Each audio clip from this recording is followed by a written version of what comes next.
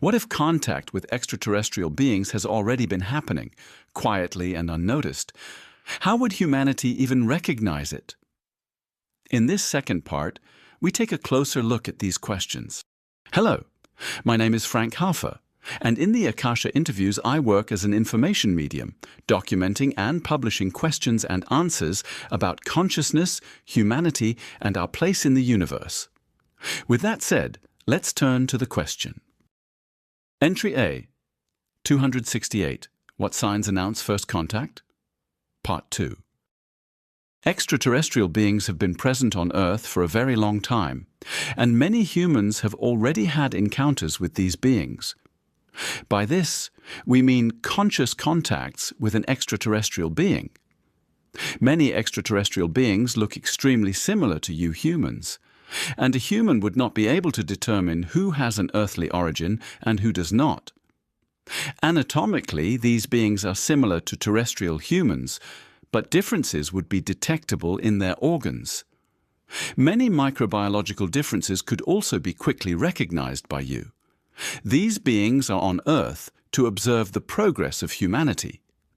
They mingle among the native population and ask many questions. These are not always verbally posed questions, because extraterrestrial beings can read terrestrial humans like an open book. Some humans have not granted permission for this in order to protect themselves from such mental inquiries. What do we mean by this? When an incarnation incarnates on Earth, it is free to grant this permission. If an incarnation has granted this permission, beings will repeatedly seek contact with the incarnated incarnation in order to question the human consciousness. The scribe has granted us this permission as an incarnation, because this process is normal for a person's masters and teachers. However, an incarnation can also grant permission to other beings, so that the human may unconsciously be questioned by extraterrestrial and spiritual beings. The scribe has not given this permission, because his task requires that he must not be distracted by other beings. We are his masters and teachers, and as with all other terrestrial persons, the masters and teachers enter into a symbiosis with their protégé for the duration of the earthly life.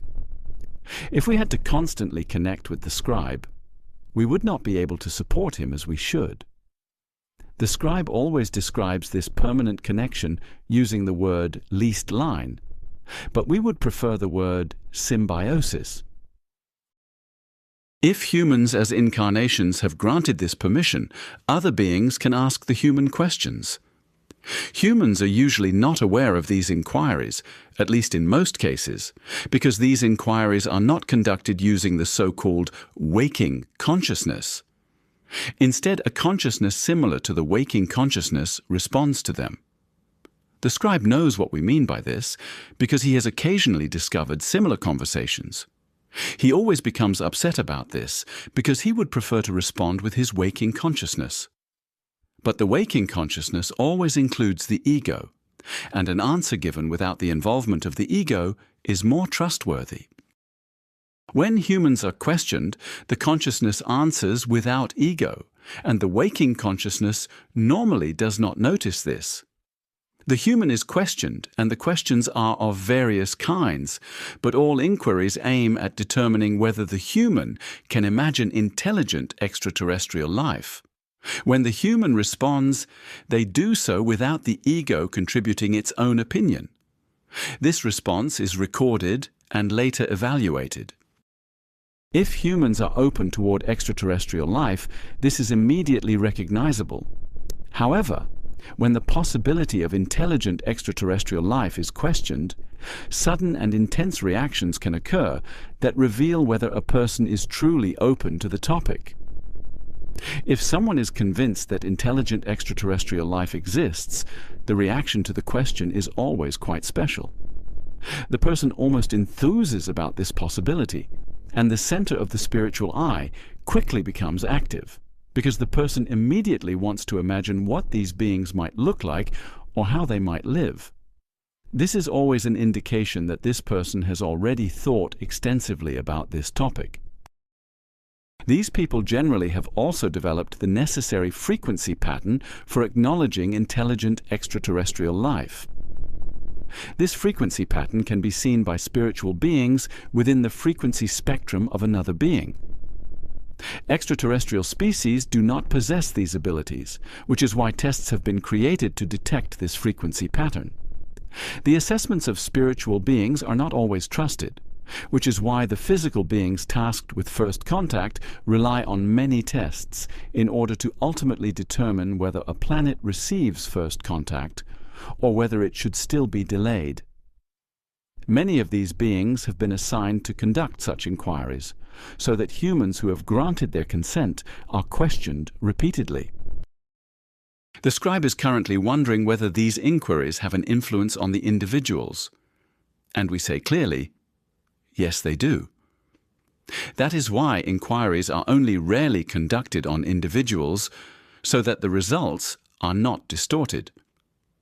The population of Earth is questioned extensively, but individual persons are not questioned frequently for this reason.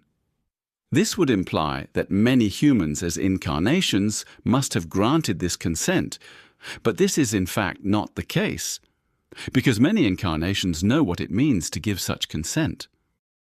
Many of you, as incarnations in the spiritual world, have already engaged in some mischief. This includes connecting with humans on Earth in order to learn a little about being human.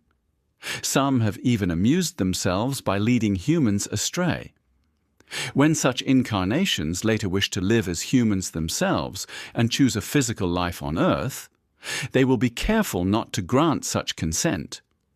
Let it be said clearly, almost all of you have not given this consent, and you can now imagine what the reason for this might be.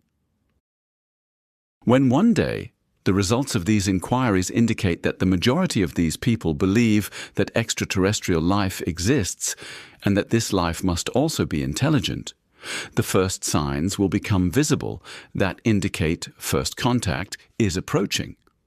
We have already described the first signs, but other markers may also become visible that suggest that terrestrial humanity is opening itself more and more to this topic. If structures are discovered in the Mediterranean that indicate a former high civilization, ornaments and inscriptions on these structures will be a clear sign that this high civilization was in contact with an extraterrestrial species. This discovery will raise many questions, and many people will be surprised by it, but they will remain engaged with the topic and continue to strengthen the frequency pattern for acknowledging intelligent extraterrestrial life. Once a human has integrated this frequency pattern into their frequency spectrum, the frequency pattern can only ever be strengthened and can never be weakened again.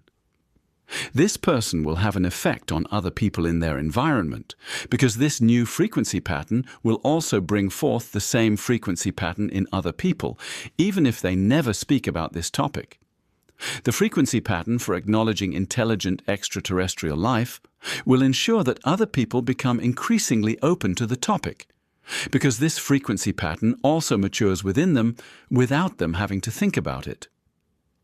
When they do think about it one day, it will be self-evident to them that intelligent extraterrestrial life must exist.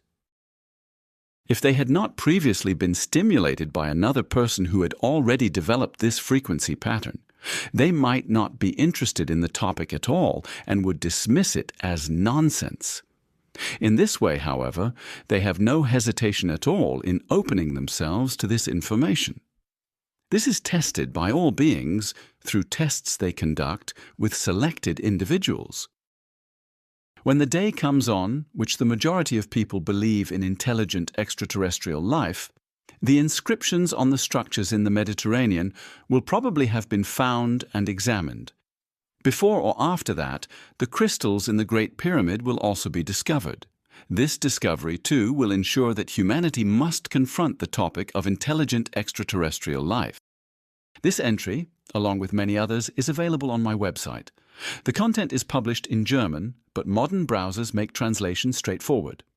You'll find a direct link to this blog entry and further helpful information in the video description.